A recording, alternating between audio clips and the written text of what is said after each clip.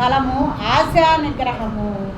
దేవుని పిల్లలైన వారికి లోకములో ఆశలతో కలిగి ఉండకూడదండి. మీరు లోకమునకు వేరై ఉన్నారు, మీరు లోకమునకు ఉప్పై ఉన్నారు, మీరు లోకమునకు వెలుగై ఉన్నారు అని మరి దేవుని పిల్లల్ని చక్కటి ఉపమానాలతో పోల్చడము జరిగిందండి. మనం ఏమై ఉన్నామంటండి? లోకమునకు వెలుగై ఉన్నాము. దేవుని పిల్లలు వెలుగు సంబంధులు కాబట్టి మనలో ఆశలు, నేత్రాశ, శరీరాశ, జీవపుడంబము ఇవన్నీ సాతాను కలిగించే క్రియలు కాబట్టి సాతాను క్రియల నుంచి మనము వేరుగా ఉండి మరి దేవునిలో మనము ఎలా ఉండాలంటండి? ఆశా నిగ్రహము.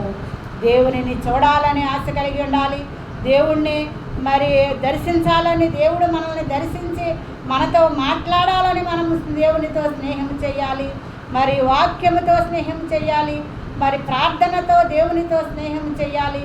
ఇలాగ దేవునికి సంబంధించిన క్రియలు మనము హృదయములో ఆశలు కలిగిన, దేవుని పట్ల ఆశలు కలిగిన వారిగా ఉండాలి. కానీ ఈ లోకము పట్ల, లోక ఆశల పట్ల కలిగి ఉన్నట్లయితే లోకము దాని ఆశలు గతించిపోతాయి.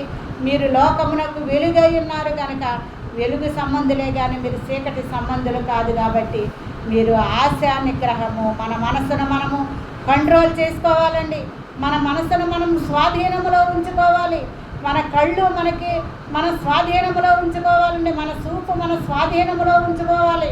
ఎందుకంటే ఈ శరీరాశ, నేత్రాశ, మరి జీవపుడంబము ఇవన్నీ కూడా అన్యులకి మరి సరిపడినవిగా ఉంటావు, కానీ క్రైస్తవ పిల్లలకి సరిపడినవి కావు. కాబట్టి మనము ఆశ నిగ్రహము కలిగి ప్రతి విషయంలో, ప్రతి పనిలో దేవుని అందలి భయభక్తులు కలిగి చేసేవారముగా మనం ఉండాలని ఇక్కడ దేవుడు కోరుకుంటున్నాడు.